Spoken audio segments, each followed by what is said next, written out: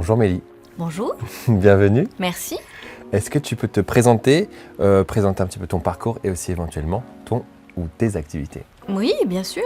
Alors, en cours, j'imagine. Alors, du coup, je m'appelle Mélie. Je suis comédienne et je fais aussi du jeu de rôle, voilà, en parallèle, mais tout ça, c'est très lié.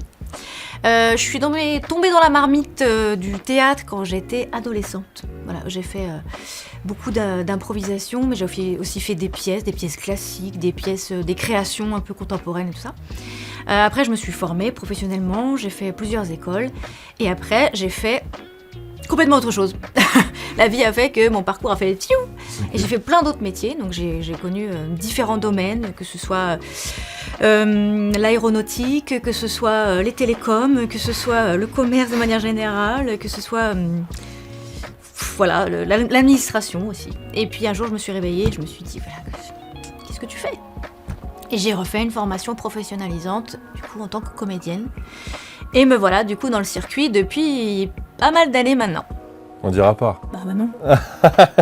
Qu'est-ce qui a été pour toi le déclic de te dire ah mince, faut vraiment que je retourne à ça? Eh bien, je suis retournée en fait faire des cours de théâtre amateur. Pensant être hors circuit et vraiment avoir abandonné la chose, je suis retournée prendre des cours amateurs dans le petit théâtre où j'avais commencé quand j'étais enfant, le retour aux sources. Et là, il y a un truc qui s'est fait, je me suis dit, mais en fait, c'est une évidence, mais qu'est-ce que je fais de ma vie? Et du coup, je suis repartie en formation pro. J'ai vraiment recommencé un peu du début, on va dire, parce que voilà, toutes ces années sans pratiquer, et puis moi, de toute manière, j'adore me former. C'est-à-dire qu'on a une grande chance en tant que comédien intermittent du spectacle d'avoir des droits à la formation. Exactement. Qui est une chance inouïe. Et de pouvoir en profiter régulièrement et de pouvoir continuer à compléter ou même à refaire des choses. Parce que moi, il y a un truc que j'adore, c'est apprendre à désapprendre pour mieux réapprendre. Ouais. Et ça permet d'être toujours... Enfin, en fait, comédien, c'est comme musicien. C'est un instrument, il faut s'entraîner, travailler tous les jours. Et plus on travaille avec des gens différents, plus on apprend. Et même si on fait le même exercice qu'on a fait 1000 fois, ce jour-là, on va le faire avec une autre personne. Et puis, on n'a pas le même vécu, on n'a plus le même âge, on n'a pas la même expérience. Et c'est encore nouveau et ça nous apporte encore des choses. Moi, je suis un profil très curieux. Ok. Et qu'est-ce qui te passionne le plus avec cet instrument, justement? Qu'est-ce que tu préfères faire? La création. Ouais. Moi, ce que j'aime, c'est créer. Que ce soit en processus de création en équipe, par exemple, sur des sujets où on va partir en recherche, que ce soit des recherches à travers de la littérature, à travers des documentaires, plein de choses, ou même à travers des interviews. J'adore aussi rencontrer les gens, faire des interviews, récupérer les témoignages. Ça, c'est passionnant. Et après, avec toute cette matière, tu crées. Et donc ça, j'adore le processus aussi de création où t'as ton idée à toi dans la tête. Et puis tout d'un coup, je sais pas comment, mais des fois ça traîne pendant des mois, puis tout d'un coup, pop, ça éclore. Et tu t'y attends même pas parce que c'était pas le moment que t'avais prévu, mais tout à coup, voilà. Et là, il y a un projet qui naît. Et après, quand tu vas au bout de la chose, jusqu'au moment où tu arrives sur scène et que tu partages ce travail-là avec un public, ça c'est le plus magique. Pour toi, qu'est-ce qu'une bonne comédienne? Je pense que ça, c'est une réponse qui va être complètement subjective, en fait. Oui. Voilà. Mais je te la pose à toi. À moi, qu'est-ce que, selon moi... Ouais, selon toi. Vraiment, c'est très personnel. Toi qui as une expérience, tu vois, et qui a fait plein de trucs, qui est très curieuse. Moi, j'aime les gens vrais, déjà. J'aime les gens qui sont investis dans leur travail. J'aime quand on a envie de faire passer du sens dans son travail. J'aime quand... Franchement, j'aime quand tu vois que la personne, elle est... Quand ça transpire. Voilà, je parle de vrai, et après c'est chacun qui va le percevoir, voilà, mais moi j'aime quand on me raconte une histoire, j'aime quand tu sens que quelqu'un qui joue, elle sait de quoi elle te parle, et quand elle est vraiment, mais que ce soit à l'écran ou que ce soit au théâtre. Oui, c'est la recherche de la vérité, quoi. Ouais, c'est transmettre, c'est en fait, je veux que le lien soit direct. Je veux pas me rendre compte qu'il y a cet écran entre nous. Je veux pas me rendre compte que. Ah, elle joue bien. Non, je veux pas me dire ça. Tu vois, vraiment pas. Ouais, je veux être dans l'instant présent avec cette personne. Ok, une connexion sincère. Ouais, une vraie Que ce connexion soit au théâtre sincère. vivant ou par exemple au cinéma. Tout à fait, exactement. Moi, au cinéma, si je me pose des questions sur pourquoi enfin, la réaction est bizarre ou s'il y a quelque chose que je trouve pas juste au niveau de l'émotion, voilà. Je suis très dur. C'est que la Moi aussi, je suis personne, dur sur le jeu. Ben oui, C'est c'est ça, que je me parce que dis, t'as la envie. personne, elle est pas en train de le ressentir, là. Ouais. Ok. Tu peux pas fabriquer, tu vois ce que je veux Ouais, dire? je vois très bien. Les gens qui fabriquent, ça ne marche pas. En tout cas, ça ne m'atteint pas. Ouais, mais je vois ce que tu Mais dis. encore une fois, c'est très personnel, parce qu'il y a des gens qui... Oui, donc ça dérange pas. Mais effectivement, je comprends parfaitement et je suis un peu comme ça. Aujourd'hui, bah, tu utilises la plateforme book.fr. Oui. Qu'est-ce que ça représente pour toi au quotidien? Comment tu l'utilises? Quels sont les avantages peut-être pour toi? Alors, book.fr, ça fait 15 ans qu'on est copains. Eh oui. alors que J'ai t'as seulement calculé. 25 ans. Oui, exactement, tu vois. C'est mon papa et ma maman qui m'ont aidé. Oui. Donc, non, ça fait très longtemps que je l'utilise.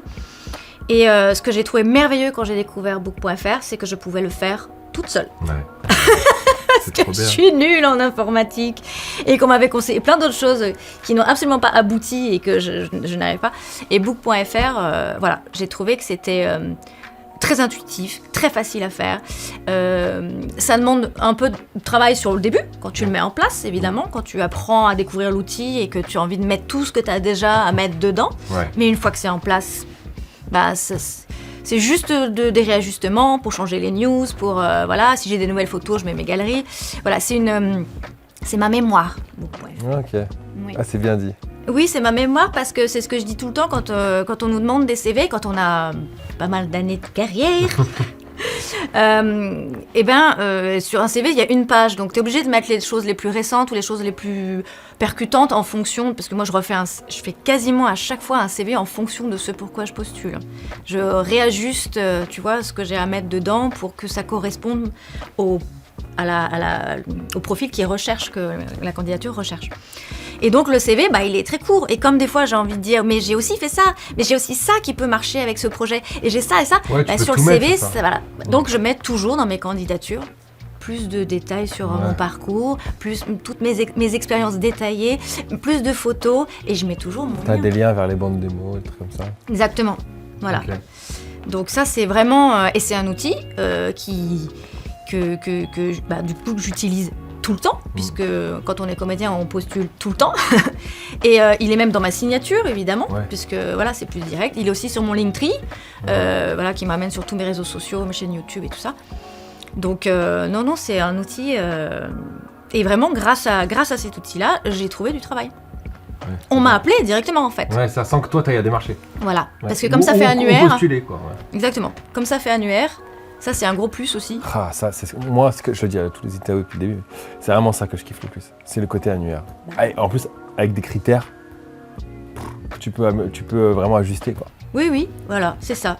Ben, ça c'est un gros plus quand même. C'est fait parce que quand tu fais ton site internet et que t'es obligé de tu fais une recherche Google, voilà.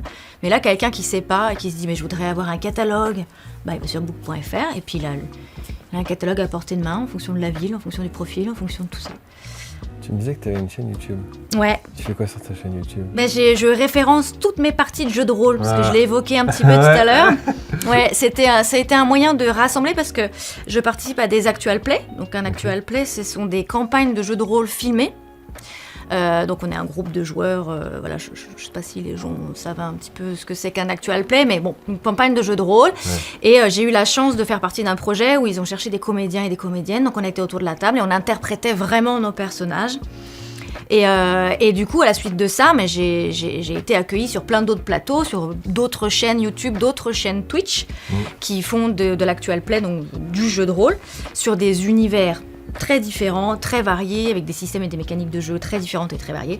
Et moi, voilà, c'est vraiment ma passion dans mon travail de comédienne, que vraiment j'affectionne tout particulièrement. Et donc, j'ai voulu rassembler un peu tout ça. Donc, j'ai mis tout sur ma chaîne YouTube en playlist. Ok, c'est trop bien. J'espère que tu as une galerie jeux de rôle Sur book.fr. Alors, non, sur book.fr, comme c'est classé par projet, dans ma galerie photo, j'ai des photos de tournage, de générique, voilà, ce genre de choses. J'ai le lien vers ma chaîne YouTube, bien sûr. Mais mes expériences de jeux de rôle, c'est vrai, mais en fait, je vais le rajouter. Voilà. Mais oui, Voilà. c'est une très très bonne idée. Mais bien sûr, pourquoi je n'ai pas pensé? C'est super niche. Mais oui, qui est pas bien très sûr. connu en plus. Non, qui est pas très connu. Mais non, mais t'as raison. Non, mais c'est une très très bonne idée. Parce que voilà, tu vois, moi, par rapport à tout ça, j'ai mes réseaux sociaux qui sont spécialisés. J'ai un réseau social pour mon travail de comédienne, mais j'ai des réseaux sociaux pour le jeu de rôle. Tu fais Game Master ou tu proposes aussi tes services en tant que comédienne, tu fais un perso, quoi. Moi, je joue, je suis plus joueuse. J'ai un peu fait maître du jeu, meneuse de jeu, mais je suis encore, je sais pas pourquoi, j'ai ce petit truc de pas me sentir complètement légitime encore là-dedans. Mais bien sûr, ce n'est pas exclu, évidemment. Mais non, j'adore et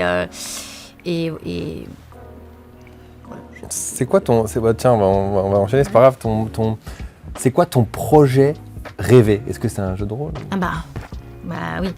Le projet rêvé. Alors attends, il y en a deux. Il y en a un qui a peut-être. Je rêve de pouvoir être comédienne toute ma vie. Ouais. Parce que. Mais ça, c'est pas impossible du tout. C'est pas impossible, mais vu le contexte actuel, tu vois, on peut se poser des questions et on est très nombreux et nombreuses dans ce milieu-là à se remettre en question souvent, vu le contexte. Et le deuxième, c'est vraiment effectivement.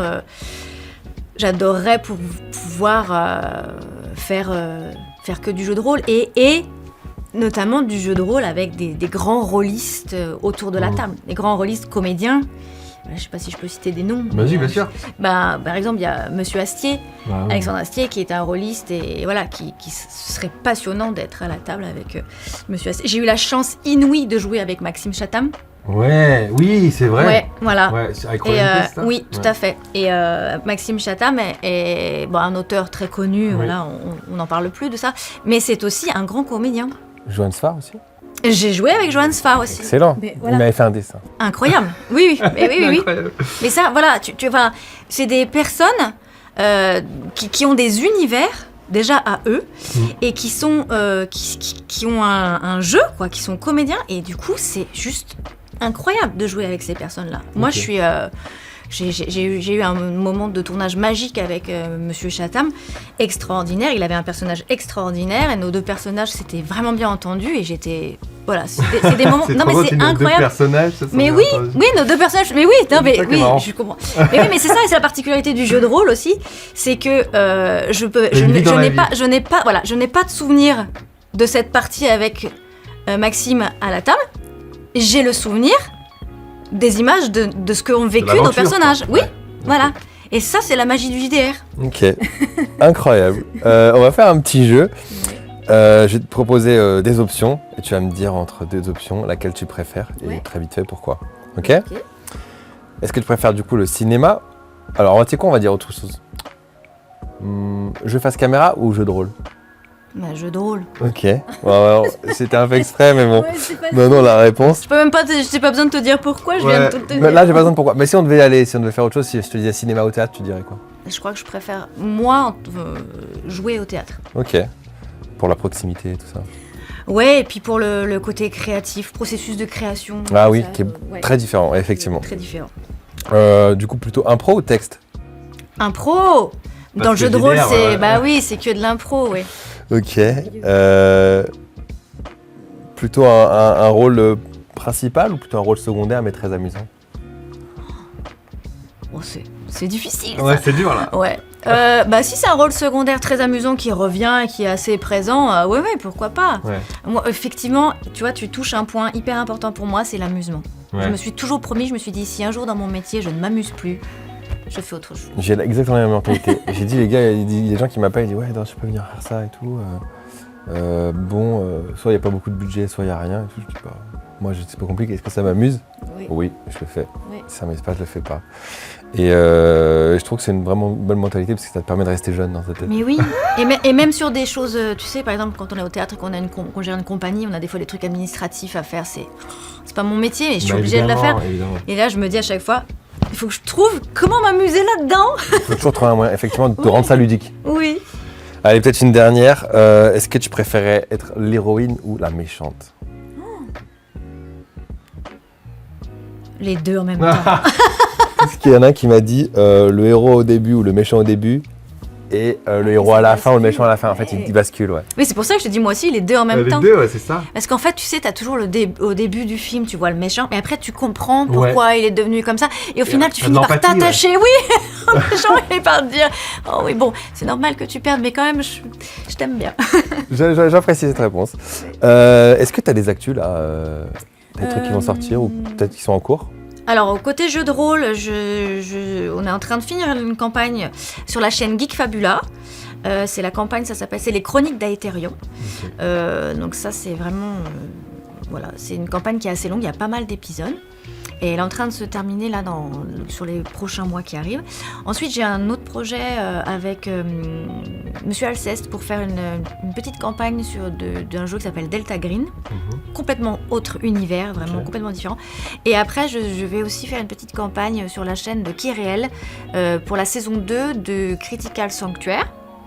Parce qu'on avait déjà tourné il y a 2 ans la saison 1. Voilà. Okay. Tout ça, c'est sur YouTube. Okay. Ça va être même en direct sur Twitch et après sur... Twitch puis YouTube en rediff. Oui, tout à fait. Et côté théâtre, je suis sur des jeunes publics en ce moment. Ok. Où ça, à Lyon? J'en ai un qui est le mien, celui que j'ai écrit, mis en scène, je joue, tout ça. Il tourne, la prochaine date, c'est à Amplepuis, c'est pas très loin de Lyon. Voilà. Et puis la semaine prochaine, j'en ai un qui va se jouer à Perrache. Okay. Voilà, c'est Le Petit Chaperon Rouge de Joël Pomera. Okay. C'est la réécriture de Joël Pomera. Donc c'est voilà, et c'est plus un tout public que jeune public, mais enfin voilà, il y a un peu les deux. Jeune public, c'est pour les parents aussi. Oui. Non mais je veux dire, n'ayez pas peur de venir avec des ados, ça peut aussi, voilà, je pense. Jeunes adultes. Voilà. Ok. C'était un énorme plaisir d'échanger avec toi. J'étais vraiment ravi de pouvoir le faire. Merci. On suit ça de près de toute façon, Mélie, et je te souhaite une très bonne continuation jusqu'à la prochaine fois. Avec plaisir. Merci pour l'accueil. Merci.